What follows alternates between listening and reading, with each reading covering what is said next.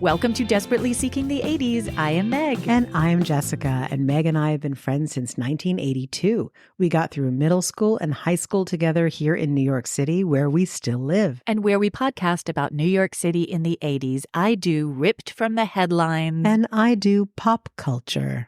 We said that we were going to tell people if we had a really good dinner and where we had it. Oh, yes. Union Square Cafe. A classic for a reason. I was thinking about it.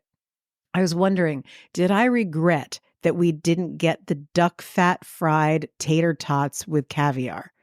And I decided no. And do you know why? Tell me why, because now we can make that. Should we? Yeah. I have a deep fat fryer. Well, this is a no-brainer. Okay. And I'm interested in what it will cost us to do it, because with the caviar, I think like with that level, I think it was Osetra, that if we get it's like $100 and change an ounce, right? But they probably put like 4 eggs on each tater tot. So I'm like, we could probably make easily like 10 of those appetizers, if not more. Let's try. Let's. That's a summer project. I love it. Well, there you go.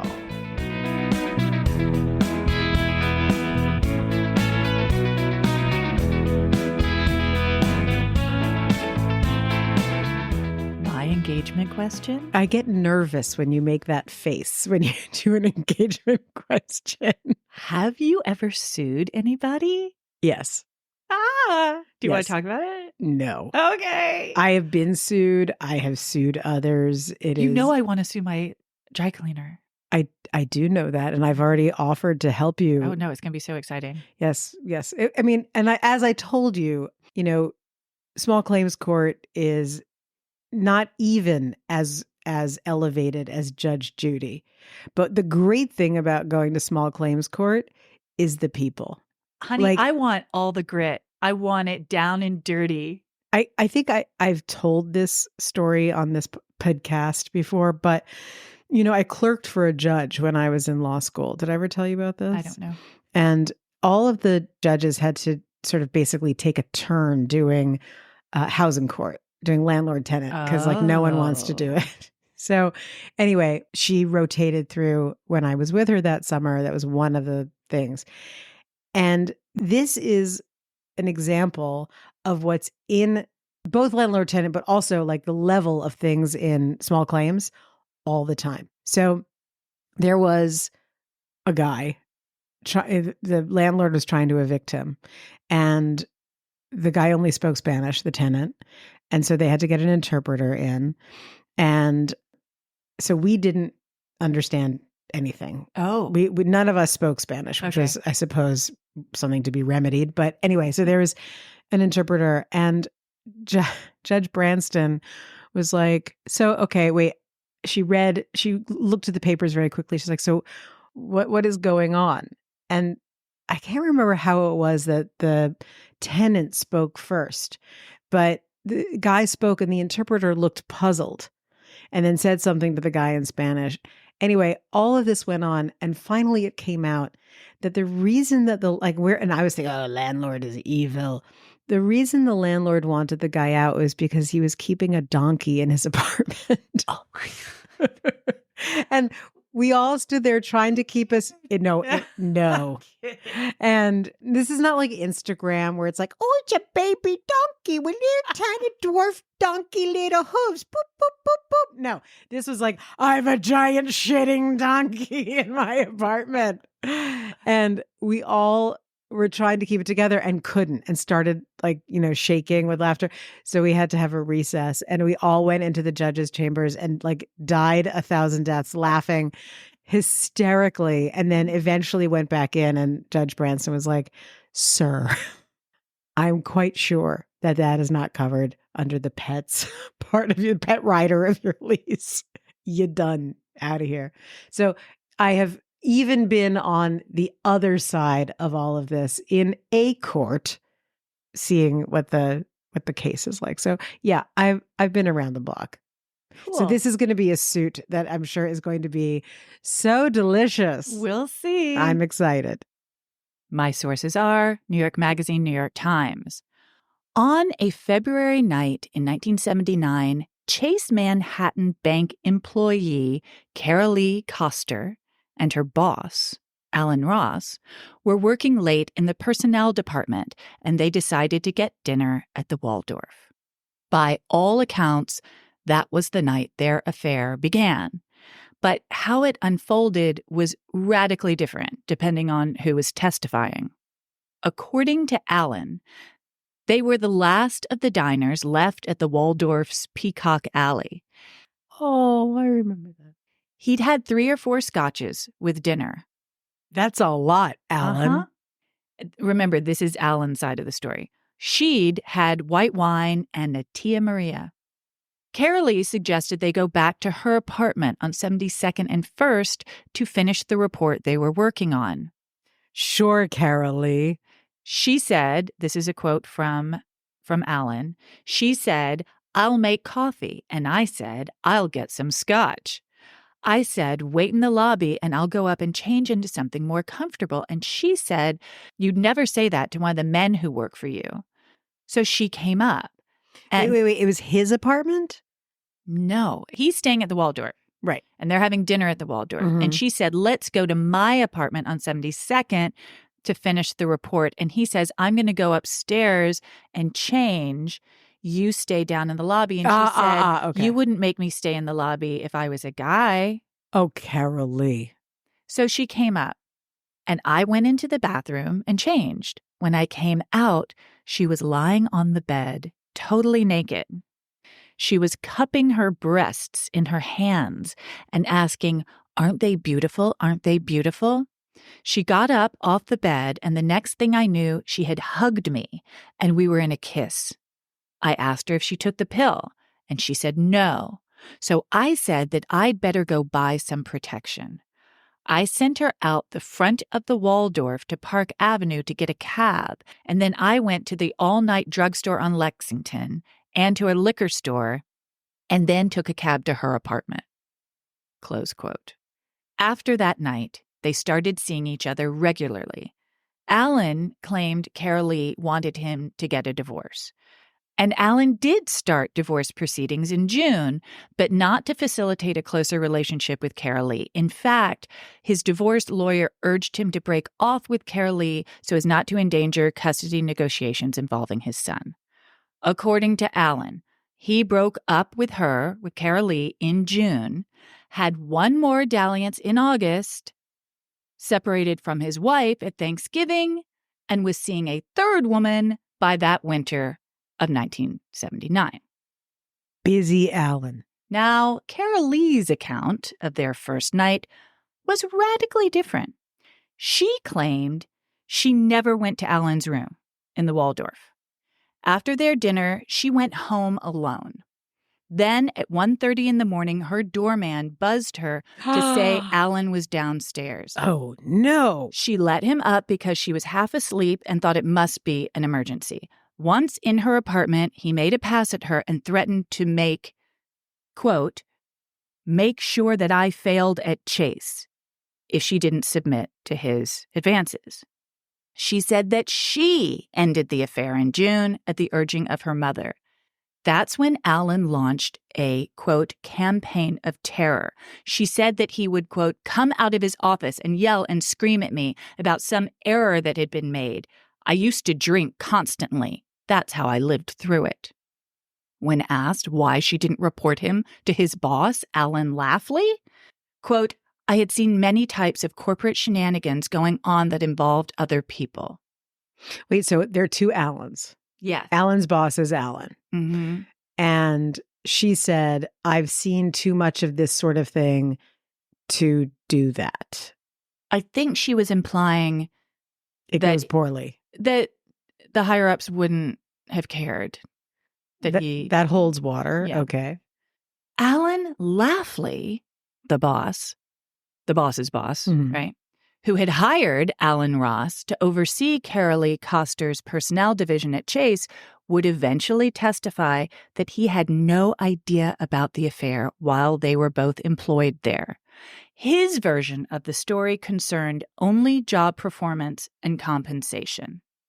Carolee had first come to work at Chase in 1973 as a coordinator of the Learning Center, which Chase had so that bank employees could take classes to learn things, get better at their job, I assume. Mm. Her father, Carolee's father, Charlie, was a retired cop, and he worked as a security guard at Chase, and he learned about the job and suggested it to his daughter. By 1978, she had been promoted a couple of times and was, quote, second vice president in personnel, making $19,800 a year when Alan Ross was hired as vice president to oversee her. Alan spoke highly of Carolee and urged Lafley, who was an executive vice president. I think part of the problem here is that there are too many ways to describe a vice president, but we'll get to that in a second. Okay, so I still find the way that banks do their hierarchy to be mystifying. As did she, as it turns out. So Alan Ross urged his boss, Lafley, who is an executive vice president, to give Carolee a raise. So she's making $25,000 by February 1979, which is when the affair began, okay? Now, Lafley was not impressed by Carolee's job performance. She missed deadlines, made budgetary mistakes, but Alan convinced Lafley she had great potential, and by November of 1979, which is when he was divorcing his wife and the affair was over, Lafley had approved Carolee's raise to $29,000. Very short period of time, right? Indeed. But by March 1980, Lafley had lost patience and told Alan that Carolee would start reporting to this guy, Neil Owen, because Lafley felt like Alan wasn't getting Carolee to do the job the way that it should be done. And so he didn't know that they were having an affair, that they had any kind of personal relationship. But he was like, this just isn't working out. So I'm going to have her start reporting to another guy. Maybe that will improve the situation. Now, Neil was also a vice president, like Carolee. Mm. But he was going to be Carolee's superior, and that didn't go over well. According to Alan, when he called Carolee into his office to give her the news, quote, I explained what was going on and explained that she would retain her vice president's title and salary, and she started to cry. She kept asking, why are you doing this to me? Why do you hate me? I love you. Oh. You know you love me. Question? I was going to say it was this Ross or Lafley, but then you clarified with, you know you love me. Yeah. It went on for almost 2 hours. She even came behind my desk and tried to touch me. She said, it's a demotion. I said, it's not a demotion. Then she got angry. She said she wanted a job that would put her in charge of all the bank's real estate personnel. I said, well, you're not qualified. Carol, you're to report to Neil.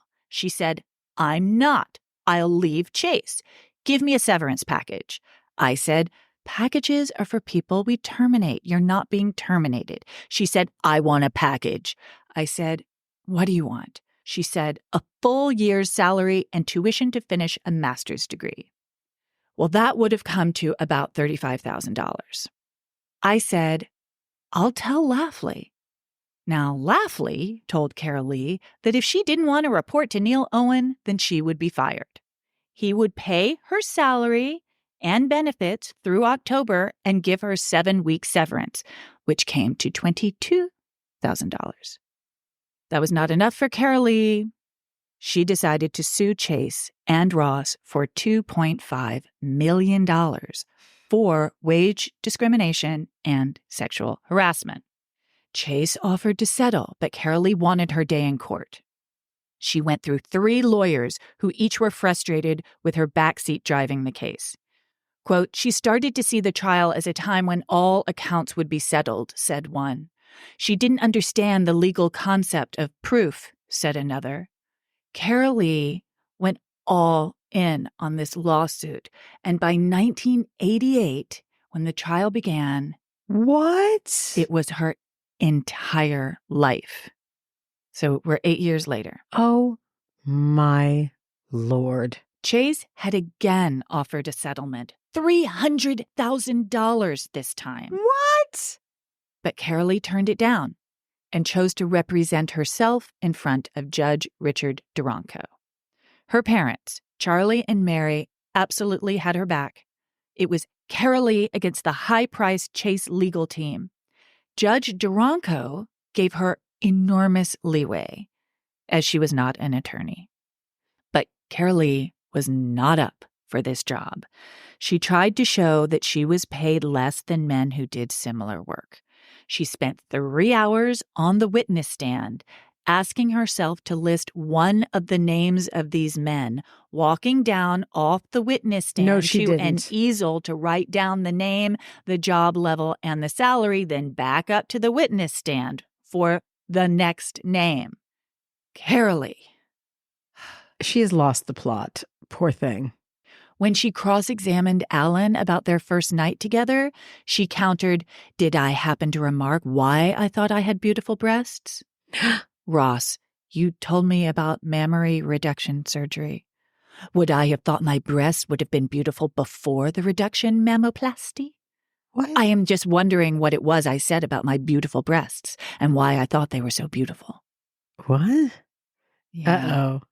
Uh-oh. See, this is why representing yourself tends to go poorly. Who is the wackadoodle? The guy who you did the thing about who is representing The stalker. Yes, the stalker of Kennedy. Caroline Kennedy. Yes. But he Carolee was actually schizophrenic. Yes, but he and Carolee sound like they might be a match made in heaven. Carolee's parents were incredibly supportive of her during the trial. Her mother, Mary, acted as her paralegal. Her father, Charlie, ran errands for the two women. Charlie seemed particularly distraught by how his daughter was being treated.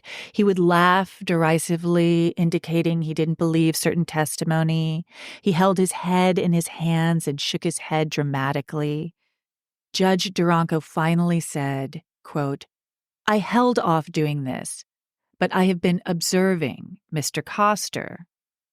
You have been reacting to the questions by laughing and smiling, and I'm going to have to ask you not to do that, please."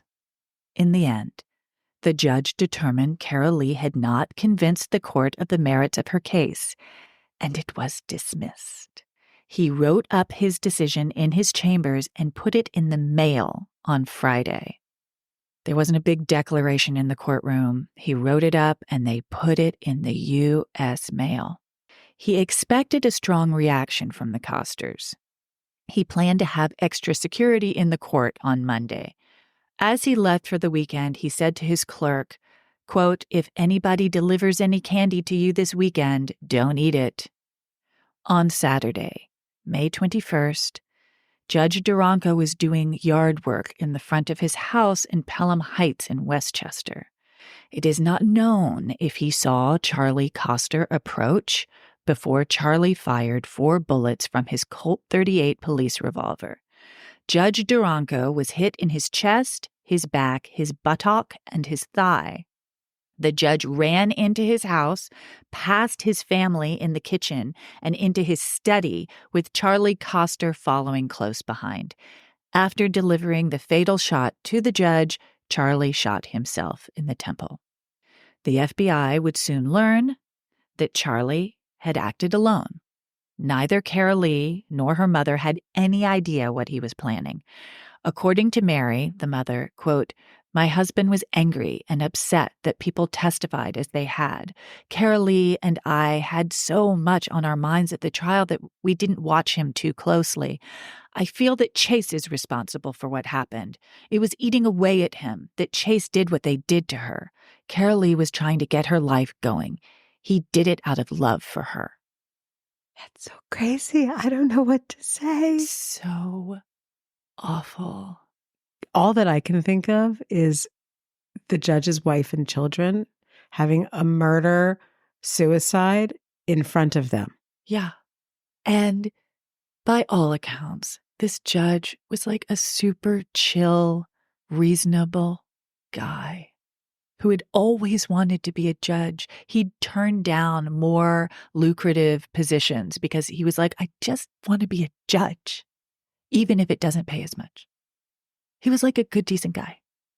It's so interesting that Charlie focused all of his rage not on Alan, not on a Chase employee, not on the Chase lawyers. Well, none of them were going to be the final word.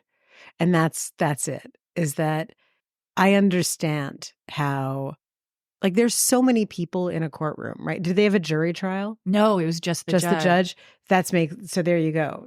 There's a very small pyramid and just one very clear person at the top. And I would imagine that if he was focusing his rage on Chase, there are just too many, like that. You can't, it's not it's a blob. You're right. Yeah. And that, there's all of his hopes must have been just focusing during the course of, forget just the trial, all of the discovery, all of that time, 8 years. See, it's not what happened in the courtroom exclusively. It's 8 years of watching his daughter go through what she was going through, whatever that was. And then watching his wife get wrapped up in it. And, obviously he had to screw loose to be like, something was not right. Something was not. I think he was probably depressed. He and his wife had separated recently too. Oh, yeah. This was his way of committing suicide that was actually going to have some kind of effect on his daughter. It couldn't be a good one, though. How is that going to help her? Because when it's not about her. Yeah. It's about his misery. It's so sad. Yeah. It's so sad for everybody. But Carolee, I gotta say, Carolee, she's not a sympathetic character. Well, also, yes, we're talking about it. He said, she said, but like she was lying. I get that very strong impression because she didn't even mention the sexual harassment until many years after she first filed for wage discrimination. So that was her main thing, wage discrimination. Why should I have to report to somebody who's on my same level and who's getting paid more than I am, which might have actually been legit. I don't know. Although everybody did say that she wasn't so great at her job. I don't know. That's, up for debate, right? But then years later, she was like, I'm gonna also say that it's about sexual harassment. But the sexual harassment thing is actually what kind of destroyed her case because it was pretty clear there was just a lot of evidence that it was consensual, first of all. And she kept getting raises during and after their affair. Like there was nothing about the affair that affected her negatively. Not one bit. At her work. And they didn't even know about it. But even if they had, the affair did not affect how she was promoted and what she was paid. So it just muddied the waters, which is probably what all those lawyers kept telling her. And they kept saying, you're being offered so much more money than you're ever going to win. Just take it. Well, it's interesting because not taking it shows it's a little window into her, right? So she's obsessed now. She's lost the plot. And so the plot is a good way of putting it, she's I think. in it in a way that is now about what's in her head and not about the actual goal, right? Like, what is the goal? The goal is to be comfortable for many years to come. $300,000, that's a lot of money in 1988. The goal became being right. It wasn't about the money. And that's why the lawyers were never going to get her to take a settlement, because that's, in my mind, when I hear about this kind of thing, I think that's what losing the plot really means, that it becomes about this vindication that's not even about damages anymore. It's the rightness. Right. And her needing to be right, and the judge being the final one to say, the one person to say you're wrong. That connects with her father's behavior, that he must have been so overly identified with her, particularly because the mother had separated from him, right? So that's his whole connection. So that's my wildly backseat armchair Monday morning quarterback. Right. And analysis. maybe he felt responsible for the whole situation too, because he suggested she get the job. Well, then it was his fault. Now, wasn't it? That was it. Charlie fucked up. I read this story ages ago, and I was looking for a sexual harassment case. And then I read this and I was like, well, it's too murky. It's not really what I was looking for. I don't know. But then I was like, it did happen. Look, here you go. I mean, but isn't that's the fun thing about research, right? Is that you think you know what you're looking for, then you find something else. And what I love about this story is we read so many articles about sexual harassment and sexual discrimination cases, and the way that they're reported on tends to be sort of in one direction. And this takes us in a very different direction of wondering, like, how reliable is this woman? And why is she really doing this? And is this even a sexual harassment, sexual discrimination case? It raises all of the questions that I feel, we're not encouraged to ask. And in this case, they are all very appropriate. Yeah. And it was a good article. It was written at the time, and sometimes those are slanted in a way that I'm not really fond of. But I trusted this one, I will say. I also read the testimony. Whoa. Yeah, there's a lot there. Bone to pick. Oh, no. What are you saying? She lost the plot. Don't lose the plot.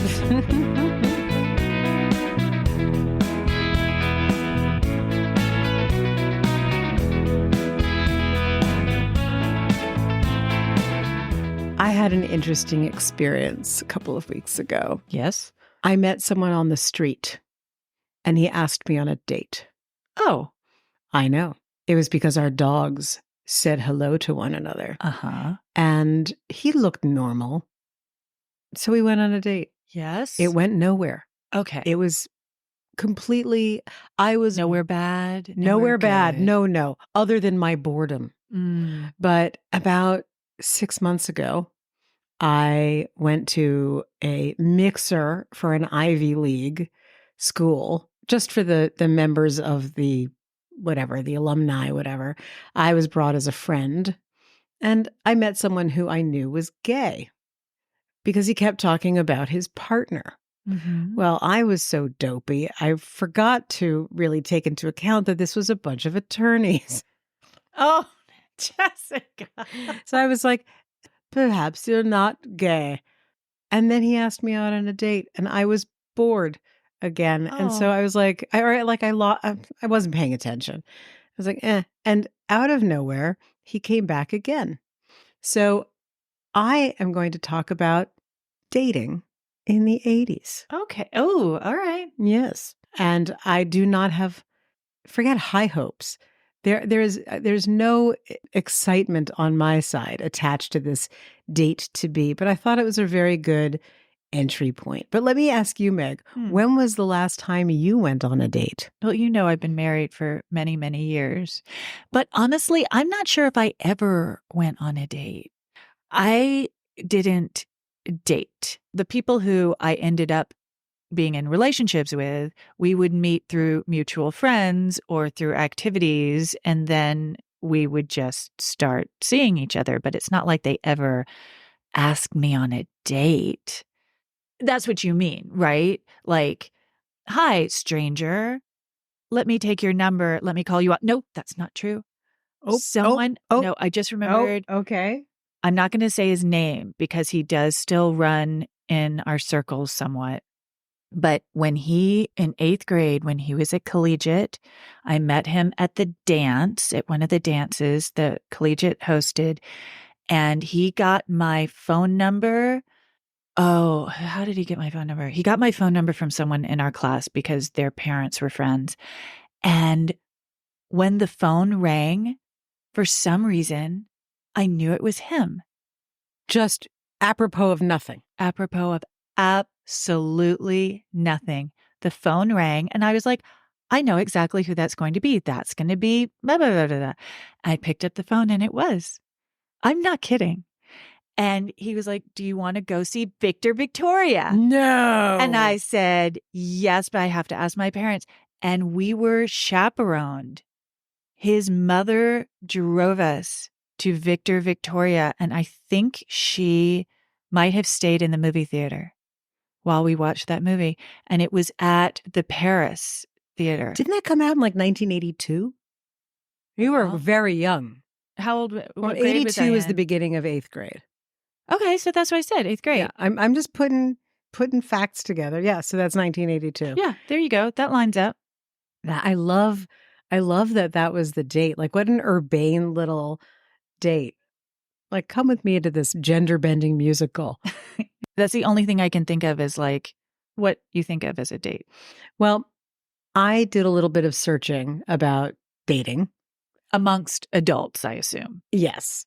But, you know, we're going to loosely call adults because in your 20s, you're just a lunatic. But what I decided to look into, what was the difference between dating then and dating now? Okay. What I remembered being really mysterious and interesting to me as a teenager and then later was the whole idea of personal ads. And Okay. personal ads, it seemed so insane to me. Like, why wouldn't you just meet someone and start, in my case, monogamously dating them and then marry them? Why? So the whole idea of like placing an ad was really bananas to me. And also, I guess that's sort of akin to the dating apps. You're that's looking, you're saying what you want, and you're saying basically who you are, single, white, female, whatever. yes. And so in my very minimal research, what I found is that everything old is new again. There is nothing that is invented.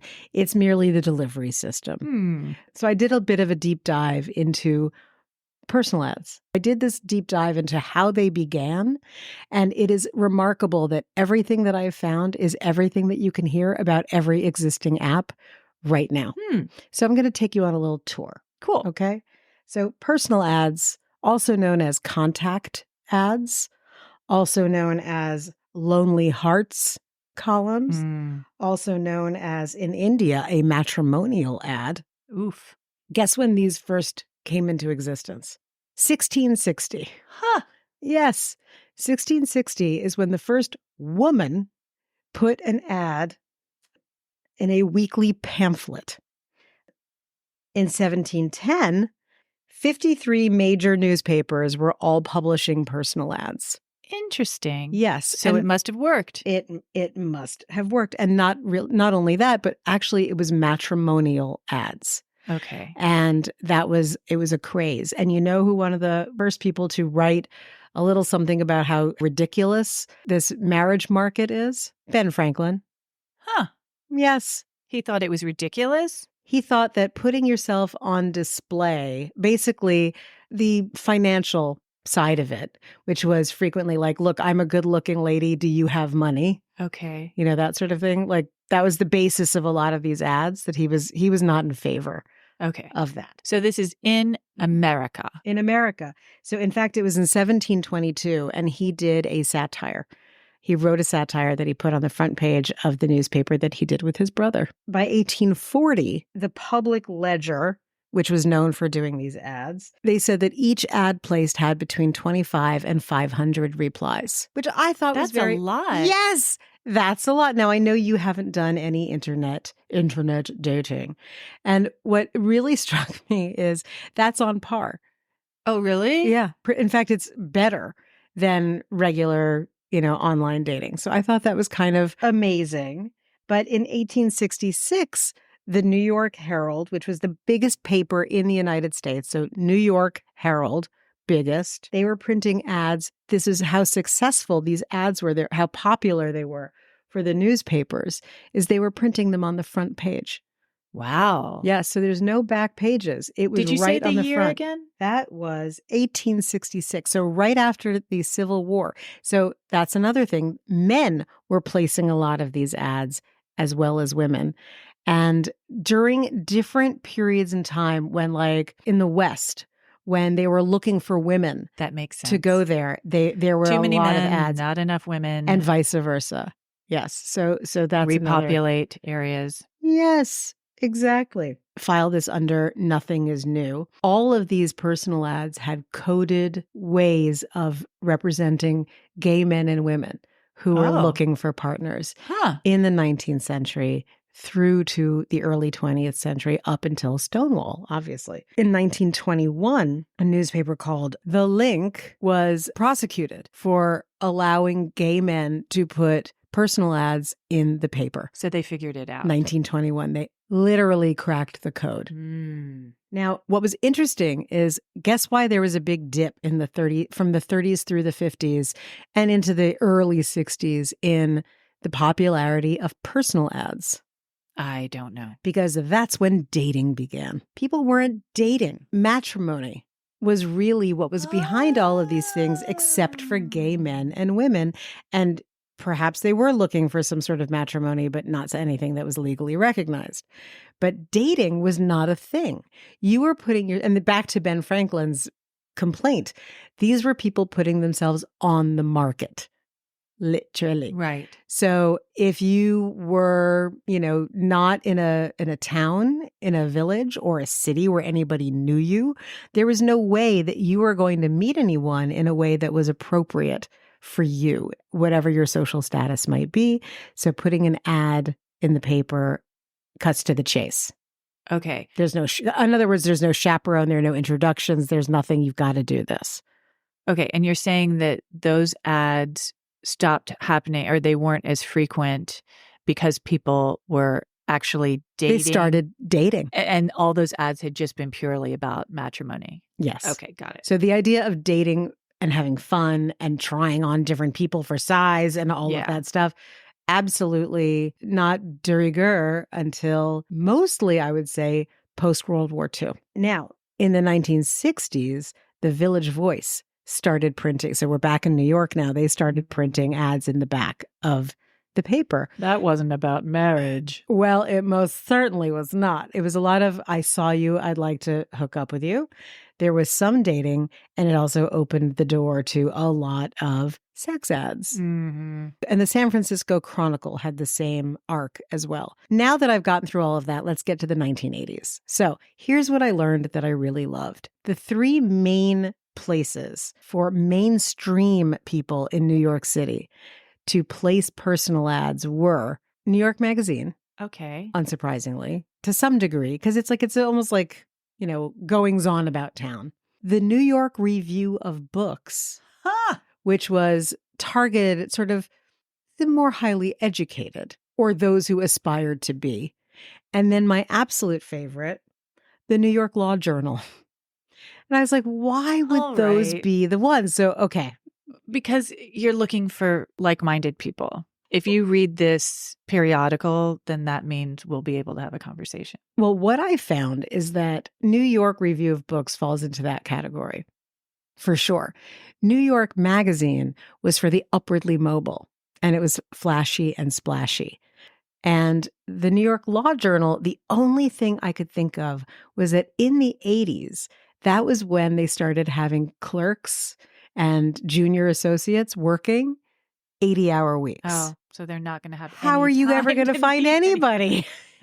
Exactly.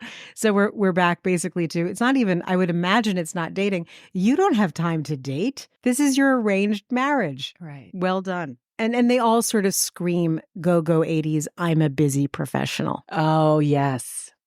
Yes, yes. But my absolute favorites are from New York Magazine. New York Magazine continues to be the source of so much entertainment. And I highly suggest that whenever you are able, just look online for any of the New York, because they're always the same. Scandal. Can you believe it? You're better than them. That is the tone of absolutely everything. But their personal ads took sort of a left turn at Albuquerque. And I just wanted to read a few of the truly, truly great ones. Petite, athletic, 40, female professional, seeks Paul Gigot type for several rounds of golf and good conversation. Ardent attention between rounds, a plus. Plan B is to surf the net for like-minded. Save me from this fate. What is that code for? A pretty CCNY alumna, once married to a veteran of the, quote, big war, would like to meet a cultured and secure gentleman for adventure. Which war is that? I don't even know. I don't know where that's going. Now, hold on. There are a few others that are really quite delightful. Former Jeopardy contestant. Ooh, that's impressive. Twist contestant winner and delectable Eiffel. Seek confident, attractive, funny, 50-ish, financially secure, affectionate other half. Must have all your teeth. Oh my God. Photo, please. So what I love about personal ads is that if you keep reading, you'll see how scarred these people are. That it's like, I've been on a date that was tooth optional. I clearly have to be a little more specific about my dating requirements. And as they go on and on, it's like, please don't be married. I'm 5'8". It's sad I have to say this. Please don't be too much shorter than I am, or give me warning. Yes. I'm sorry, Meg. Wait, what were you just saying? No, it's sad. You have to spell that out. Ripe tomato seeks hot pastrami on rye. No ham, no bologna. I love that. Okay, question. Yes. Because I've never been on an app. Does it sound sort of the same, or are these funnier? I'll read you one more that I really love, and then I'll Okay. answer the question. Jewish man seeks sane woman. Sharing life's offerings. Yeah, good luck. That's not going to happen. So the other thing that I neglected to say is that for these personal ads, obviously this is pre-internet, pre-apps. And so you would have your ad keyed to a PO box, or the magazine would have a numbered box to receive whatever. You could also, for some of them, record a message. And I was thinking about your piece that you did about the confessions. Yeah. And then they got to video ads. Have you ever seen any of these? I have actually. I can't remember why. Yeah. All of the humor and panache in Hot Tomato Seeks Pastrami, they're lost in the videos. The videos always look like someone wearing a poorly fitting sweater with a perm, male or female, awkwardly leaning on like a desktop. Hi, I'm Barney. I like windsurfing, sandwiches. What's interesting And is I'd you like to had meet a go lady. to a place to be videoed. Very few people had a video recorder. You weren't going to do this in your own home. So you went to an establishment where they had, it was like getting your passport picture done or something. They had a plain background. I mean, I speak as though I have knowledge, but I did watch the video. Well, when they had some better quality equipment, you sometimes got like an ombre in the back, something nice like that. fancy. But you know why those started to go out of favor? Why? Because there was a scandal that one of them that was doing this, at the end of the week, all of the employees would look at them and laugh at the losers. And it got out. So their business went down the drain. Rightly so. Yes, indeed. Don't make fun of the losers. The losers can't help it. Also, if you're a videographer, that's a sacred trust. Is it though? Yes, you're hearing everybody's intimate vulnerabilities. Yes. Interesting. And you have all this footage. You're right. It is a sacred trust because God, see, but that's another question. Like now nothing is sacred, right? So like you put something up online and everyone has now made like another meme out of it or God knows what. At the time, how sacred was it really? And I'm thinking it's probably more sacred than I would give it credit for. I think that you're right. Because now we don't think about it. At the time, yes, it was a totally different concept. There was a new concept. Definitely the idea that it could ruin your life if something really embarrassing happened and it got out. I remember that kind of thing, which seems so quaint now. I mean, who doesn't have something really embarrassing that got out? That's just like... But I'll tell How you, we live. I had an experience last Friday, that is sort of an illustration of this and how sometimes I really feel like I'm not in sync.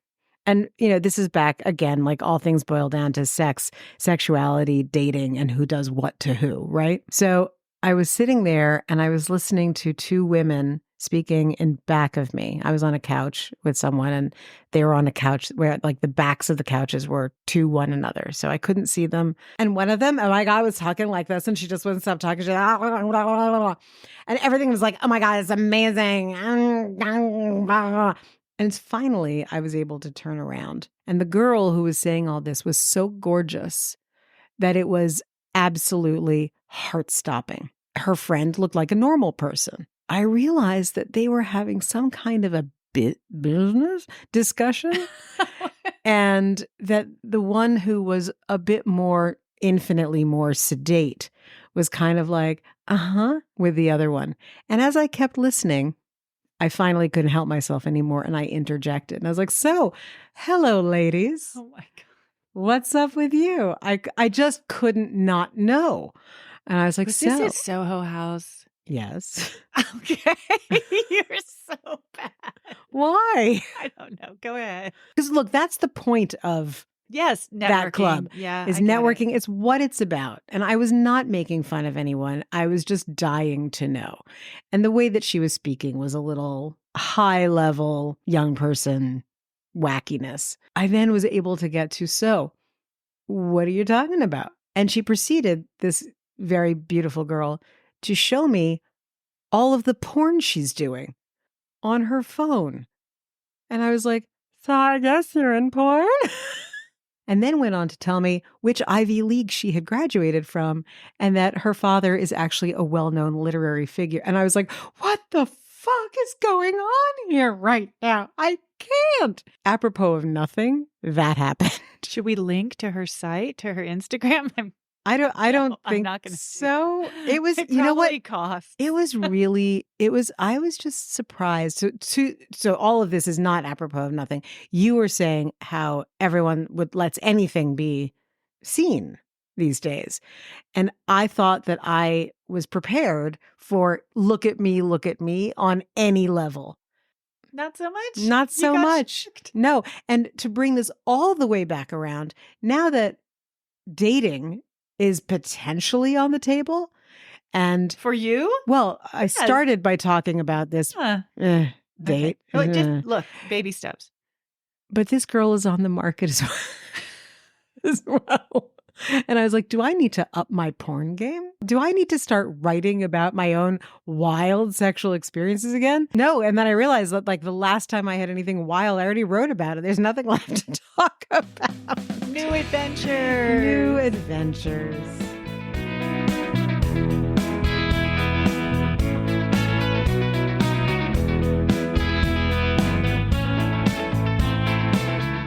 So our tie-in. The unpredictability of romance. Okay, sure. Let's go back 1 second to Alan Ross having, like, proudly saying that he had 3 scotches at dinner and wanted to go out and get more before he wanted to have sex. First off, He should put that in his ad. yeah, I can still do it after 5 scotches. I mean, Well, good on you, Alan Ross. that's a special skill. That is well done. All right.